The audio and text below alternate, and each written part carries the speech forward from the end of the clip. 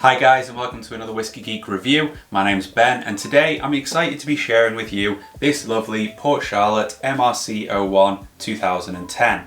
So this whisky is part of the Cask Exploration series. This is a series that Bruichladdich have chosen to do to basically call back to when a lot of Scotch was matured in ex-wine casks. And that was because we were importing a lot of wine, from France in particular, and once the wine had been decanted to be drunk, sold, it was then a surplus of casks going spare. So Scotland snapped them up, being cash savvy, and aged a lot of their whisky in them. This was then replaced after Prohibition by ex-bourbon casks, which are now commonplace today. What Bruichladdich have chosen to do is get 50% of the spirit. This is Port Charlotte peated spirit, 40 ppm. 50% of it has come from ex-bourbon casks. 50% of it has come from second fill wine casks. They've brought that together and they've married it in French oak from the Bordeaux Left Bank.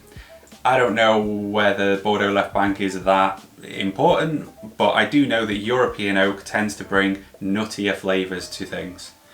And as they put it down here, the result is a vibrant and complex sunshine dram.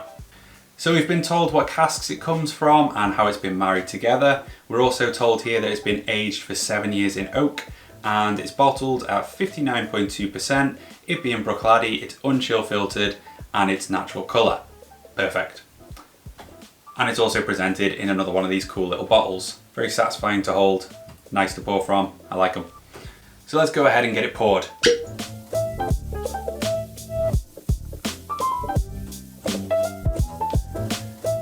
Now, as this is such a high strength whisky, it definitely does benefit from breathing, but because it's high strength and it's unchill filtered, it serves as actually a really nice demo of why you should cap it.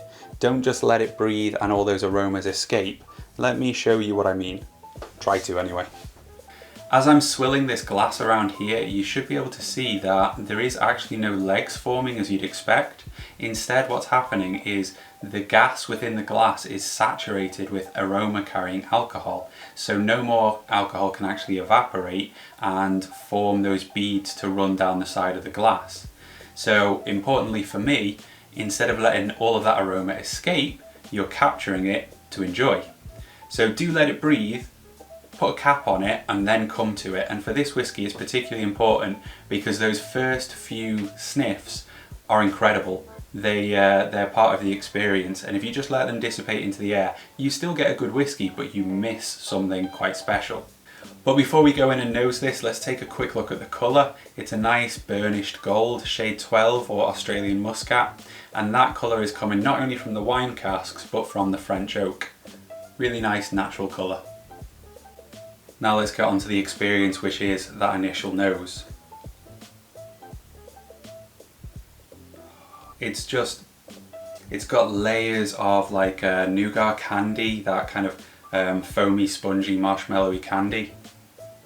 Takes a red berry turn, almond and marzipan. And then as it begins to dissipate, you get some of that Port Charlotte, the peat coming through.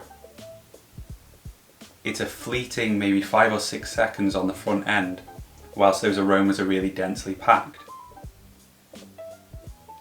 And if you let all that escape into the atmosphere, then you miss out on it, and I highly recommend that you don't miss out on it. But now already I can see those legs have started to form, so I'll see if I can get a shot of that. I really hope that showed up reasonably well on the camera, because for me this is kind of an important part of the appreciation of a whisky. On this whisky specifically, those initial aromas are so densely packed and flavoursome that it's a real shame to miss out on them. If you just let it escape into the environment, then you've lost something. However, if you cap it, you've not lost anything. You can always find you don't like it and then take the cap away, and after a few seconds it's gone anyway. So sorry if that was too nerdy for you. I'll get on with the whisky now. So you still have some of those sweet tones, you know, it's kind of marshmallows, softer fruits, some of those almond tones, but the nuts have become kind of more hazelnutty for me. But this heat begins to arise and it's kind of a little bit prickly. There's a rubbery tone to the peat, which makes it kind of solventy as well. Solvent, ozone, that kind of thing.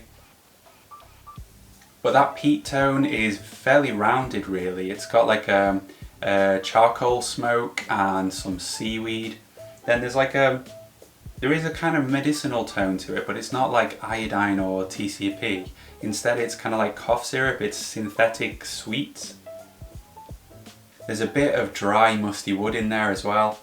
Some orchard fruits like poached apples and pears. The nose on this is just superb. Kind of feel like I've fallen down a Bruichladdich rabbit hole here. May have peaked a little bit too early. The CC01, Isla Barley and the Laddie Valanche, I'll be surprised if any of them can top this. Now let's see how that transitions onto the palate.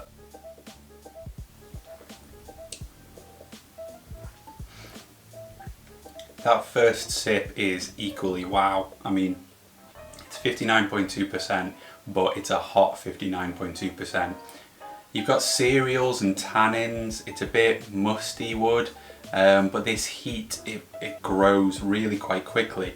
But fortunately it's not a cloying heat because it's kind of ozone, pepper, a little bit of a prickle. It's kind of a smooth but girthy heat. It all comes through, and it's an experience again on the palate, a real experience.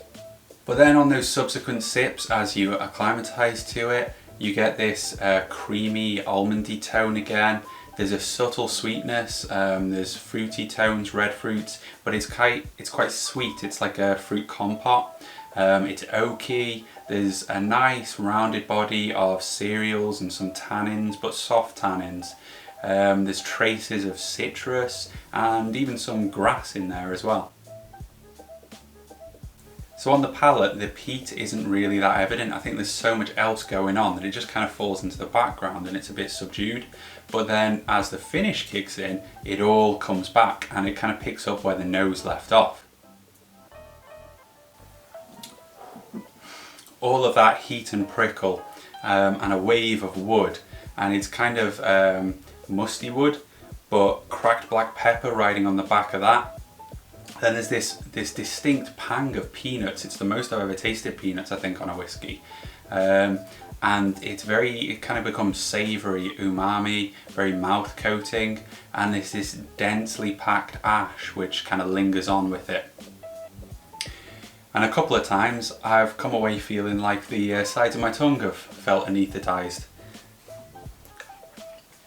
So whilst this is 59.2%, it's kind of a strong 59.2%. You really feel it in places, but it doesn't come across as particularly aggressive. It's not overwhelming at any particular point because there's enough going on. So it just delivers an experience.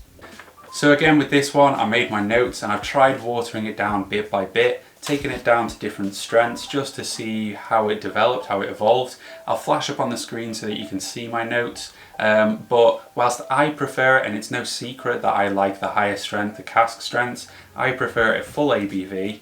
There was a point of interest at about 55-53% where a lot of those sweet tones became quite evident, became emphasised, and a lot of the aggression was tapered off. For me, I missed the aggression, you know, it's kind of like Stockholm Syndrome. I missed it kind of kicking me around a bit, but that is the kind of whiskey that I could pour for my wife, and I'd be confident that she would find those sweet tones and she would really enjoy it like that. So this whiskey, although it's got a bit of a bite to it, you can tailor it off and it's still a very enjoyable, very nice whiskey. So I've rated this one a very solid 90 out of 100, which is a high score for me. There was so much on the nose, it had so much to offer, those sweet and candy tones, the nuts, and then strands, interesting little strands of peat. But no matter what strength I took it down to, it had a long lasting and impactful finish. You know, it didn't taper off like a lot of whiskies do. Somehow this was aggressive and smooth at the same time. It's a real showstopper whiskey, an experience. One that I really enjoy and I'm very happy to have a bottle of. So cheers for watching guys and joining me for another whiskey review. I hope you've enjoyed this video. If you have, please chuck a like and a comment below. It really helps the channel, and consider subscribing for more whiskey related content. Cheers.